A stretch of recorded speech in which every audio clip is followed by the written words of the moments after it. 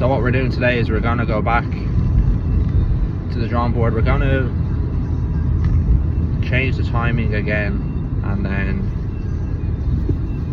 hopefully it'll start. The battery is also knackered, which isn't helping. So yeah, there's a lot of learning with this bike. This is the old system. There was already electronic ignition on this, but the bike has been overcharging quite dramatically, up to 16 volts. So we suspect that this is a bit fried along with the battery over here. The coils, you have to be determined, I think are 12 volt, but with an ignition system like this, they should be 6 volt in series. Okay, so Adam's whizzed off the rectifier nut there. All of these connections here are earths. What we have here is a green and yellow, or yellow with a green tracer, which is from the charging unit, the alternator.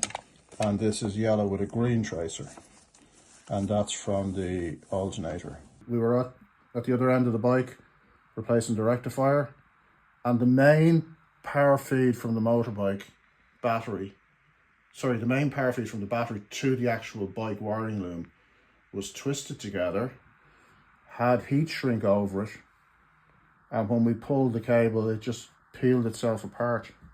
So there was no electrical connection other than just twisting the wires. At this stage, this here is going to go to the battery positive. So everything this side of the fuse that I'm holding will be fused. So if there's a problem, the fuse will pop and protect the rest of the bike. We've got most of this mounted up now. We've got the power box mounted up nicely to the chassis here, and it's really strong.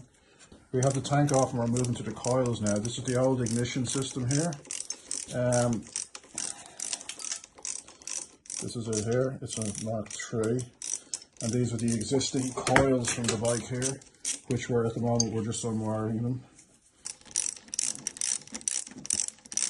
So there's some wiring that we're going to use from the bike and some wiring we're not going to use. What we have here is we've got these two wires here coming up from the points pipe down here. So we're going to be taking this off. We're getting rid of all of this and putting all new equipment in. This is a special coil we have now to work with the new system. It's a micro power coil and it's digital. So instead of having two coils, this has got the two built into one, and it's going to be fabulous and give a really good spark. We're on day 2 now. We've just updated some of the wiring on the bike, and we're going for a first start. Fingers crossed. Oh yeah.